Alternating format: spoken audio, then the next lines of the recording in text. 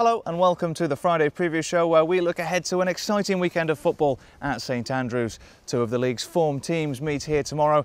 Blues unbeaten in their last 5 and Watford under Gianfranco Zola have only lost 1 of their last 6. Plenty to keep you interested. Over the next 15 minutes or so we'll be heading to Birmingham Children's Hospital with skipper Stephen Caldwell and Callum Reilly. Former Blues defender and our Matchday Live summariser Michael Johnson will also be with us, and of course we'll have the thoughts of manager Lee Clark from a very interesting press conference at Wast Hills this morning. You really don't want to miss that. But first, let's remember what happened last weekend as Blues travelled to the Valley in the Championship.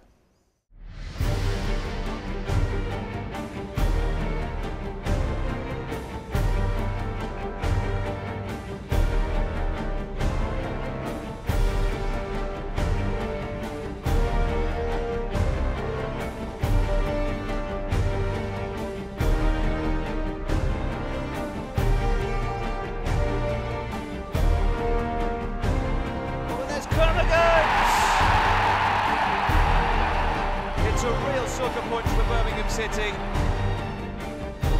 Richburg manages to find space, and there's Elliott in the middle, and Birmingham City have snatched an equaliser in the last minute of stoppage time, and it's Wayne Elliott who's got the goal.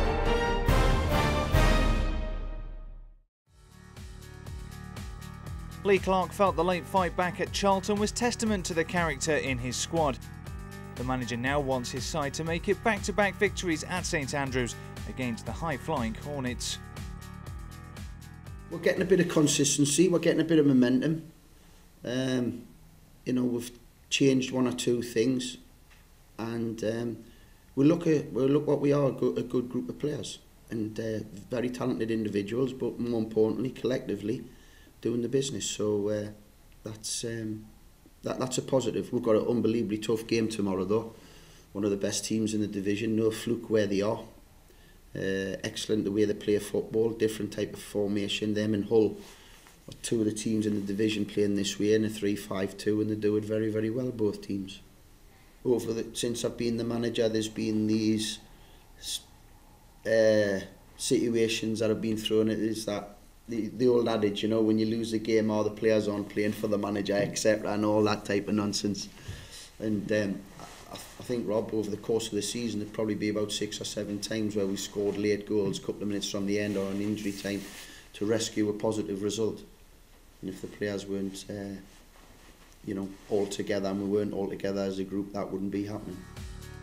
Clark revealed that Peter Lovenkrands is in line to make his first start of 2013, as Marlon King will miss out with a minor knee problem. Nikola Zigic had been set to replace King in attack, but the Serbian's training ground performances haven't met the expectations of his manager. He won't be involved. I witnessed possibly the worst training session in terms of a professional footballer I've ever come across yesterday. We'd done our preparation work in terms of Watford, and he was in the team. And I was disgusted when I walked off. And I need to tell the fans before the game, because obviously the social media network will go into overload, as it is, because of this. And I know he's quite popular. But ultimately, he's a very well paid guy, and you've got to earn that. And what he dished up yesterday was, since I've left school at 16 and been in professional football, not technically or tactically, was the worst I've ever seen. And this is not the first time this has been coming. And now whether he's angry because he hasn't been starting enough games over the previous weeks, that could be a point, and it could be valid. But does that mean that you just basically down tools and don't try? I think that the fans deserve more than that. The football club deserves more than that. And we need to. I'm an honest man, and I need to be honest with everyone. And there'll be people who disagree and say, well, this is a crazy thing. But what am I meant to do? Am I meant to accept that and just let people do that, and all the other players see that? Or am I in my rights as the manager? Now, whatever happens tomorrow, I can sleep soundly in my bed because I know I've done the right decision in how Lee Clark goes about the football world and how he goes about his business. It's effort then, is it? Is it effort Yeah, and attitude? Yeah, without a shadow of a doubt. Without a shadow of a doubt. Now, if he's angry with me because he's not playing, no problem. But Rob, I've been in the game and I've been angry with managers and coaches many, many times, but my own personal pride is that every single day I train or every time I step out onto the match pitch and I've got thousands of paying public demanding a performance and they basically pay my wage, that I've got to deliver. Now, there was numerous occasions, technically and tactically, it didn't happen. But never once, for effort and application, did I let anybody down. And I'm the same. I was the same as a coach, same as a manager. Every single day, get everything out of me, and it can't be accepted. It cannot be accepted, and he would be told. And this, you know, I know it's going to cause a bit of an uproar, but I would have, you know, I've pondered it overnight. It's been in my thoughts since yesterday morning, and this cannot be allowed to happen. It's a brave decision because you're saying Marlon King isn't fit. Marlon King isn't fit. So Zigic would have been an he was starting. starter. He was starting. And now he's not going to be involved. And he was starting in the team, and he knew we were starting in the team because we'd done our preparation yesterday, Thursday, in terms of how we were going to approach the game, both with and without the ball, in an 11v11 situation on the training ground. Where does this leave his future? That's up to Nicola. I haven't had a bust up with him. There's been no shouting match. There's been nothing. This decision has been explained. It's up to him. I'll be giving him the opportunity to come in training on Sunday in preparation for Sheffield Wednesday to train properly and to be in consideration. But it's in his hands. And that's the way it's got to be. That is the way it should be like that. Listen, I've worked with the best. I've worked and played with the best, and I know what makes them be the best. And it's that preparation, it's that attention to detail, it's that work ethic. And so, you know, that I'm cool about it. I know there's going to be a big hullabaloo about it pre-game, but I needed to tell everybody. Because I knew when I named the squad tomorrow and the team and he wasn't in, I'd be getting asked about it after the game. The supporters that come tomorrow will know every single player on that 18 have give everything this week to be in the team. Unfortunately, I can only pick 11, but they'll be giving everything as well tomorrow. And that's the way it's got to be. Intriguing stuff indeed. While Watford will provide one of the sternest tests that Blues have faced at St Andrews this season. That's according to our Matchday Live expert summariser Michael Johnson. He picked up his coaching badges alongside Hornets boss Gianfranco Zola and believes Blues will need to be at their best.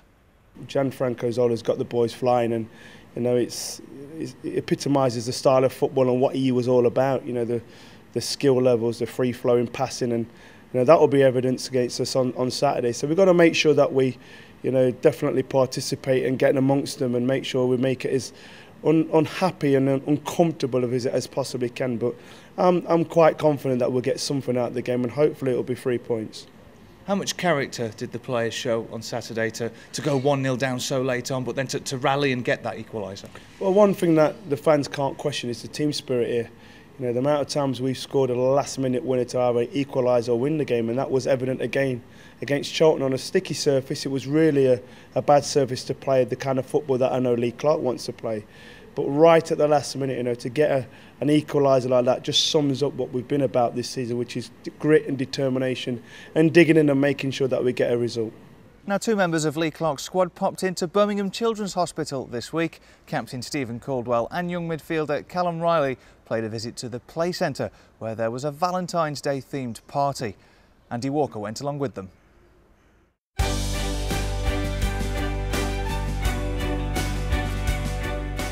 The hard-working staff at Birmingham Children's Hospital spend every day trying to keep smiles on the faces of their young and unfortunate patients. This week they held a fun-filled party with a Valentine's twist in the hospital's play centre. The kids weren't alone in getting their hands covered in glue and glitter. Stephen Caldwell and Callum Reilly also joined in on the fun. It's visits like these that are away from the humdrum of being in the hospital and in your ward bed, just sat there, not necessarily having that much to do.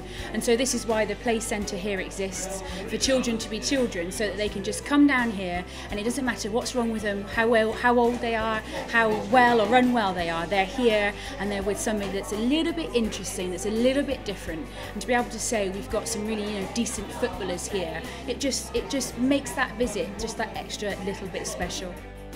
Skipper Caldwell, who often spends his spare time helping the club's various community projects, says sportsmen and women shouldn't underestimate the difference that small gestures can make. It's something that we thoroughly enjoy doing, coming down here for a couple of hours and helping the kids out with some cards and having a game of pool and a game of FIFA with them. So it's been great, and I've thoroughly enjoyed being down here with Callum today. We've got two ends of the spectrum in terms of the age of our squad, and it's been great fun. Youngster Reilly has been heavily involved in the club's partnership with local charity Help Harry Help Others, but was visiting the Children's Hospital for the first time. It won't be his last. It's been fantastic seeing all these young people that are massive Blues fans, their families, just talking to them, getting a background and seeing how well they're doing, and it's been fantastic just to speak to them on a level. It needs to be done, and I hope it's done by all clubs all around the country, because you see the smile on their faces when obviously you see the likes of Stevie Caldwell, the captain, come in today. They put big smiles on a lot of people's faces here and it brighten their day. Caldwell still believes a playoff spot isn't out of reach for Blues. He captained Burnley to promotion in 2009 after a fantastic second half of the season catapulted the Clarets into the top 6. First and foremost, we want to try and keep on this run and get to that next level where we can possibly get in a mid-table pack and give ourselves an opportunity pushing for the last playoff place. There's a long way to go before that's done, but we feel that there's a possibility, and we are coming into a little bit of form where we can climb this league, and who knows what can happen. Watford are in fine form, and it's going to be a very tough football match, but one that we feel we can win. We're very confident going into it. We've got 2 home games that we think we have to push on with, and hopefully can get maximum points and climb up this league. I'm looking forward to it. It'll be a great challenge, and hopefully if I'm selected, you'll be putting yourself up against some of the best team players in the league and the best team in the league. So I'm looking forward to that. They play football, it's a good pitch, St Andrews. It'll be a tough game, but I'm looking forward to it. Don't forget, if you're not travelling to St Andrews tomorrow, you can listen to the game live. Our coverage on the Blues Player starts at around 10 to 3, and then we'll be back with post-match reaction from 7.